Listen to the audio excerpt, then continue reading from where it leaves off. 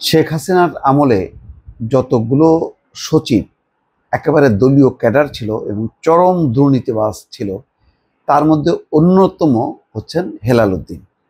আমি অনেকবার এই হেলাল উদ্দিনকে নিয়ে ভিডিও করেছি। 2018 সালে নিজের চোখে তার তৎপরতা লক্ষ্য করেছি যে কীভাবে সে ম্যানিপুলেট করেছে এবং কিভাবে নির্বাচনটা নিয়ন্ত্রণ করেছে। এবং চোখে পড়েছে এই জন্য যে ওই নির্বাচনে সকল রাজনৈতিক দলের অংশগ্রহণ থাকার পরেও কিভাবে জালিয়াতি করে দিনের ভোটটা রাতে করার যেই কলকাঠি নাড়া হয়েছিল, তার অন্যতম কারিগর ছিলেন এই হেলাল উদ্দিন। এবং হেলাল উদ্দিন শুধু ওই দিনের ভোট রাতে করার যে কারিগর ছিলেন তাই না, ব্যক্তিগতভাবেও চরম দুর্নীতিবাজ। এবং তার আরেকটা চেহারা দেখা গেল যখন অবসরের শেষ সময় তিনি একটা 1 মাসের লম্বা ট্যুর দিয়ে দেশে ফিরে পরের দিন রিটায়ারমেন্টে তিনি চলে গেলেন।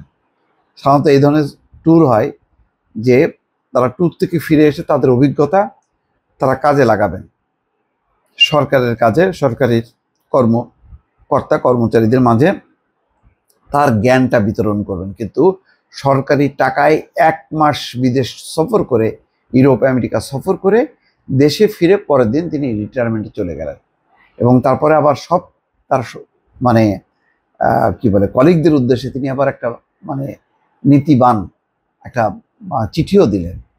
এই হচ্ছে হেলাল উদ্দিন, চরম করাপ্ট। এখন তাকে নিয়ে একটা এক্সক্লুসিভ রিপোর্ট করেছে মানবজমিন। তাতে বলা হচ্ছে 55,000 রোহিঙ্গাকে এনআইডি দুদকের জালে হেলাল উদ্দিন। মানে 55,000 রোহিঙ্গাকে এনআইডি দিছে, জাতীয় পরিচয়পত্র। তার মানে চিন্তা করেন কি পরিমাণ বেচা কেনা হয়েছে এবং কি পরিমাণ দুর্নীতি হয়েছে এই হেলাল উদ্দিন। সাবেক সচিব হেলাল উদ্দিন 2018 সালে নির্বাচনে ফ্যাসিবাদী আওয়ামী লীগকে বিজয়ী করতে ব্যাপক তৎপর ছিলেন। তিনি দায়িত্ব পালন করেন নির্বাচন কমিশনের সচিব হিসাবে।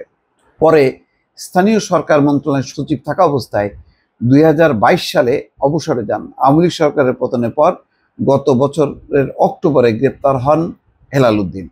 এবার তার বিরুদ্ধে অভিযোগ উঠেছে 55,310 জন রোহিঙ্গা শরণার্থীকে জাতীয় পরিচয়পত্র দেওয়ার সঙ্গে সম্পৃক্ততা।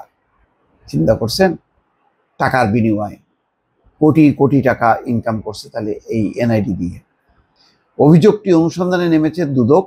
চলতি মাসের শুরুর দিকে অনুসন্ধানের সিদ্ধান্ত দিয়েছে ডক্টর মোহাম্মদ আব্দুল মোমেনের নেতৃত্বাধীন কমিশন। এই কমিশন কিন্তু বেশ সাহসী কিছু কর্মকাণ্ড করছে। আসলে একটা ব্যক্তি যদি সৎ হয় এবং সাহসী হয়, অনেক একটা প্রতিষ্ঠানের একটা আদল চেঞ্জ করতে পারে।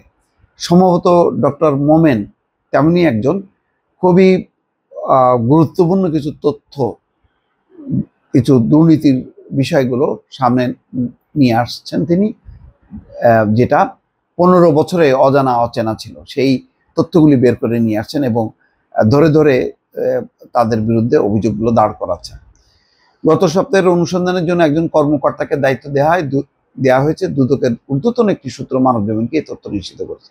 সূত্র বলছে, হেলাল উদ্দিন আহমেদের অনিয়ম খুঁজতে দুদকের সহকারী পরিচালক খোরশেদ আলমকে অনুসন্ধানী কর্মকর্তা হিসেবে নিয়োগ করা হয়েছে। কমিশনের তরফ থেকে নির্ধারিত সময়ের মধ্যে সাবেক নির্বাচন কমিশনের এই সচিবের সব দুর্নীতির প্রতিবেদন জমা দিতে বলা হয়েছে। সেই হিসেবে গত সপ্তাহে হেলাল উদ্দিন সম্পর্কে যাবতীয় তথ্য দিতে নির্বাচন কমিশনকে চিঠি পাঠানো হয়েছে।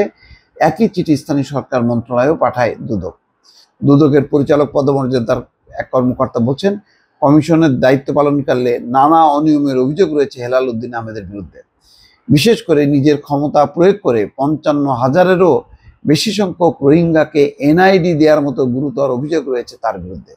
এছাড়া 2018 সালে জাতীয় নির্বাচনে রাতের ভোট আয়োজনেও তার সংশ্লিষ্টতা থাকার কিছু তথ্য দুদকের হাতে এসছে। মোটা দাগে রোহিঙ্গাদের ভোটার করার অভিযোগটি সামনে রেখে আমাদের অনুসন্ধান চলমান রয়েছে, দুদকের কর্মকর্তা বলছেন। এর সঙ্গে নির্বাচন কেন্দ্রিক অনিয়মগুলো নিয়েও এই অনুসন্ধানের আওতায় আনা হতে পারে। তবে এই বিষয়টি নির্ভর করছে সময়ের উপর। কমিশনের নির্ধারিত সময়ের মধ্যে অভিযোগ অনুসন্ধান করে সেটার প্রতিবেদন জমা দেওয়ার নিয়ম আছে।